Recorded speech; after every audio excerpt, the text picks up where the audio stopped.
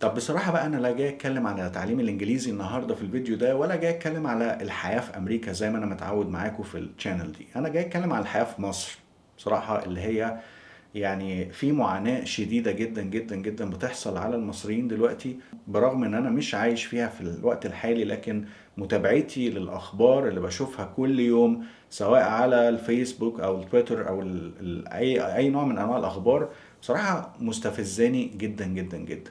يعني المصريين بصراحة اثبتوا ان هم ابطال وقادرين يصمدوا في موضوع قطع الكهرباء ده. قطع الكهرباء ده انا بصراحة مش عارف اتخيله، يعني ازاي قدرتوا ان انتوا تستحملوا سنة كل يوم تقريبا الكهرباء تتقطع فيها بشكل منتظم او بشكل غير منتظم. يعني ودي طبعا بتبقى مصيبة اكبر، ان هم يعني يسهوكوا كده ويروحوا قاطعين الكهرباء بدون اي سابق انذار. يعني فالناس تلاقيها مثلا بتتحبس في الاسانسير لان هم مش متوقعين او اي حاجة زي. فبصراحة شيء صعب جدا، انا عن نفسي ما اقدرش استحمله خالص.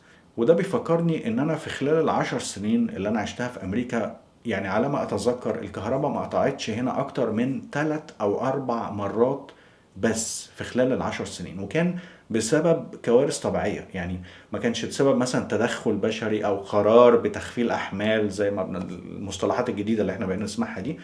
لا، هو كان عبارة عن أعاصير بتحصل. أنا عايش في فلوريدا، وفلوريدا دي مشهورة جدا إن كل سنة بيحصل فيها موسم للأعاصير. عادي كده زي موسم، أي موسم عندكم بتسمعوا عنه، في هنا موسم أعاصير عندنا بيبتدي من شهر مثلا 7 8 لغاية شهر 10. بتلاقي كل سنة في احتمالية ان يحصل عندك اعصار كبير اللي هو الهوريكين، او يحصل تورنيدوز اللي هي بتبقى الدوامات اللي بتحصل تخش تكسر اي حاجة. فده حصل من كام سنة قبل موضوع الكورونا.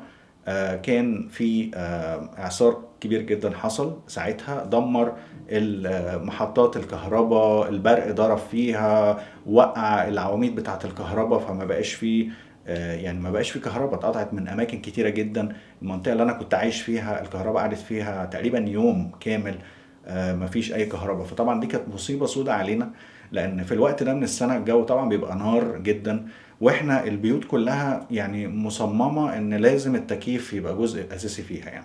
يعني انت ما ينفعش تعيش من غير تكييف بيبقى شغال 24 ساعه. الجو حر جدا جدا جدا، والرطوبه عاليه قوي قوي قوي، فانت ما ينفعش تفتح شباك او تعتمد على مروحه او كده. تكييف بيبقى تكييف مركزي بتعتمد عليه طول الوقت طول السنة، بتغير بس درجة الحرارة، تعليها توطيها على حسب انت عايزها ازاي. لكن ما ينفعش ان انا اعيش من غيره. دي نمرة واحد. نمرة اتنين، حاجة بسيطة مثلا، وهي مش بسيطة قوي يعني، بس البوتاجاز مثلا. البوتاجاز احنا ما عندناش غاز. يعني في المنطقة اللي انا عايش فيها او السيتي اللي انا عايش فيها ما عندناش غاز، احنا بنعتمد على الكهرباء ان احنا ناكل وكل الكلام ده. فلو انا ما عنديش بوتاجاز اعمل ايه؟ هاكل ايه يعني؟ ما يعني ابسط حاجه مثلا لو عايز تاكلها، لو هتعمل بيضتين كده ولا حاجه، انت محتاج بوتاجاز. يعني هتعملها على ايه؟ ولا هتعيش على المعلبات؟ يعني اكيد مش هينفع. فانت كان صعب جدا ان انت تعيش في الوقت ده ان انت بدون اي وسيله ممكن تطبخ بيها او تعمل بيها اي حاجه. فكنا مضطرين ان احنا ننزل ندور على اي محل فاتح ممكن ناكل عنده. وطبعا كل المحلات كانت برضو عندها نفس المشكله، ان هما يعني الكهرباء قطع، فالكهرباء ضربت في الدنيا كلها، فمفيش، هما مش شغالين. ما كانش فيه بس غير محل واحد اللي هو كان دومينوس بيتزا ساعتها، ده الوحيد اللي كان فاتح. وده كان عليه طوابير، يعني مش عايز اقول لك قد ايه طولها. يعني تفضل واقف مثلا مش اقل من ساعه قبل ما توصل للكاشير.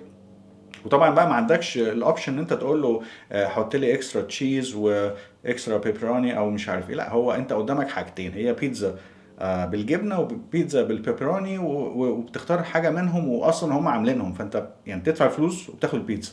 ودي طبعا ما بتحصلش مع البيتزا، انت المفروض تعمل اوردر وهما بيسووها لك. لا، هو بيدي لك خلاص، لان هم عارفين ان في بشر كتيره جدا جايه تطلب نفس الاكل، فهو بيدي لك اوبشنين كده، انت اختار واحد منهم وخلاص.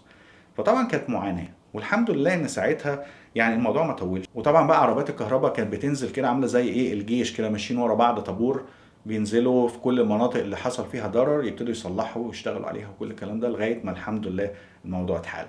دي كانت مره من ضمن 3 مرات او يمكن 4 مرات حصلوا في خلال ال10 سنين اللي فاتوا.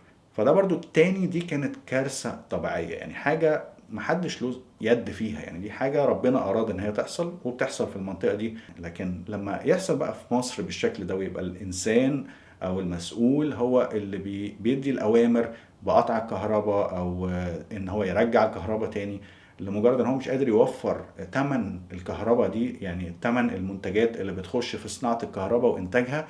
ده شيء يعني بصراحة مش عارف اقول ايه غير ان هو فشل ذريع جدا. والنهارده اسمع بقى من صحابي او من اهلي او كده ان يعني قطع الكهرباء كان حوالي 5 ساعات. يعني ده رقم ضخم جدا. يعني هو انا ببقى صاحي قد ايه مثلا في اليوم؟ كام 5 ساعات عشان تخصم لي منهم 5 ساعات؟ طب انا هقضي مشاويري ازاي؟ طب انا لو حبيت ان انا ارجع واستخدم الاسانسير مثلا، يعني ممكن في اي لحظة تقطع عليا النور، يبقى انا هعمل ايه؟ الناس الكبيرة اللي عيانة، الناس اللي عايشة على أجهزة، الناس اللي بتستخدم الكهرباء في حياتها في كل شيء، يعني في الشغل بتاعها، في ورش، في محلات، في عيادات، في أي حاجة. يعني الناس دي تعمل إيه؟ يعني إزاي إن يبقى هو ده الحل الوحيد اللي موجود وهم مش قادرين يفكروا في أي حاجة غير الموضوع ده ولسه مكملين فيه؟ فده يعني أنا بصراحة مش عارف أقول إيه. يعني الكلام ده لو حصل في أمريكا محدش يقدر يستحمل من الامريكان اللي مستحمله المصريين دلوقتي بصراحه. يعني المصريين بجد اثبتوا ان هم ابطال وصامدين وبيعملوا حاجات يعني شعوب تانية ما تقدرش بصراحه ان هي تستحملها. لكن اخرتها ايه؟ يعني ليه الناس تفضل بس هي اللي تعاني؟ يعني ده مش حل خالص. فانا مش عايز اكتر قوي او ادوس اكتر في الموضوع ده، لان انا مش حابب قوي كنت اخش في السياسه، لان انا بصراحه مستفز جدا من اللي انا بسمعه كل يوم، ومش متخيل بصراحه ان في ناس بتفكر بالعقلية دي يعني. وبعدين هو ليه الحكومة بتفرض على المصريين الحل ده؟ يعني هو مفيش حد يتناقش المواضيع دي يعني قبل القرارات دي ما بتطلع؟ ما بيقعدوش يقولوا احنا ناويين نعمل كذا، ايه رأيكم؟ يعني ليه ما بيحصلش نقاش مثلا ما بين الحكومة ومجلس الأمة أو مجلس الشعب؟ يعني ليه ده ما بيحصلش؟ وليه ما بيوصلوش لنتائج تانية غير كده؟ يعني معقولة مفيش حد قادر يفكر في حل غير بس ان انا اقطع النور على المصريين؟ وبعدين الاعلام دلوقتي ابتدى يتكلم بقى على ايه؟ ده الكويت هتقطع اهي، وتونس بيقطعوا زينا اهو، يعني ما فيش حد احسن من حد. يعني احنا لازم نجيب كل الناس تقطع زينا علشان نبان ان احنا طبيعيين؟ طب بالنسبة للناس ما بتقطعش، ايه اخبارهم؟ يعني الناس اللي عايشة في امريكا او في اوروبا او استراليا او كده، يعني ما سمعناش ان في قطع كده بيتم بالامر. يعني دولت ايه موقفهم؟ مش حابب تبقى زيهم مثلا؟ يعني شوف بيفكروا ازاي، وشوف بيحطوا حلول ازاي، يعني غير ان انت تستلف طبعا زي ما انت بتستلف على طول. يعني طالما انت وصلت لمرحلة ان انت ما عندكش حل غير ان انت تحمل المواطن ان انا هقطع عليك كهرباء ساعتين وثلاثة واربعة ودلوقتي عمالين يزيدوا، فواضح ان الدنيا رايحة في داهية. فبصراحة انا مش مستغرب على الناس الكتير قوي اللي عمالة تبعت لي وتقول لي يا فادي احنا عايزين نسافر، نعمل ايه عشان الهجرة؟ طب غير الهجرة نعمل ايه؟ طب ناخد فيزا ازاي؟ طب يعني بصراحة الناس بتعاني. انا كنت بعاني ربع المعاناة اللي المصريين دلوقتي بيعانوهم في 2014، وكنت مش طايق ان انا اقعد وكنت عايز اسافر. فما بالك دلوقتي الشباب الصغير اللي كبر وشاف الدنيا عاملة كده والأزمات اللي ما بتتحلش بالشكل ده؟ يعني بصراحة ربنا يكون في عون الشباب دلوقتي. أنا مش بتكلم النهاردة في الفيديو ده عشان أقطم ولا أعمل ولا أضايق حد، أنا اللي متضايق. وطبعا ربنا يكون في عونكم، وبدعي معاكم ان ربنا يحلها بقى من عنده، لان هي ملهاش حل غير معجزة تحصل بصراحة طالما الدنيا مكملة كده. فانا حبيت بس ان انا اشارك معاكم برأيي، واقول لكم ان انا حاسس بكل المعاناة اللي انا اهلي عايشين هناك برضو بيعانوا بيها. فاكيد انا مش مبسوط ولا مستريح، لكن حسيت ان في ناس كتيرة محتاجة تسمع صوت يمكن يفرق، يمكن يوصل لحد، يمكن يحفز شوية الناس بقى بتوع الإعلام، وابتدوا بقى إيه، يعني يراعوا ربنا ويبتدوا يقولوا كلام حقيقي زي ما الناس بتقوله، ما يبقاش بس تطبيل وبتاع زي ما احنا بنسمع دلوقتي. أتمنى الفيديو جاي ما يبقاش فيه علاقة بأي حاجة زي كده، وإن أنا أقول لكم حاجات كويسة تفيدكم عن الإنجليزي أو الحياة في أمريكا، عشان نتعلم أكتر عن الثقافة بتاعت أمريكا. وده كان كل اللي عندي. أشوفكم المرة الجاية.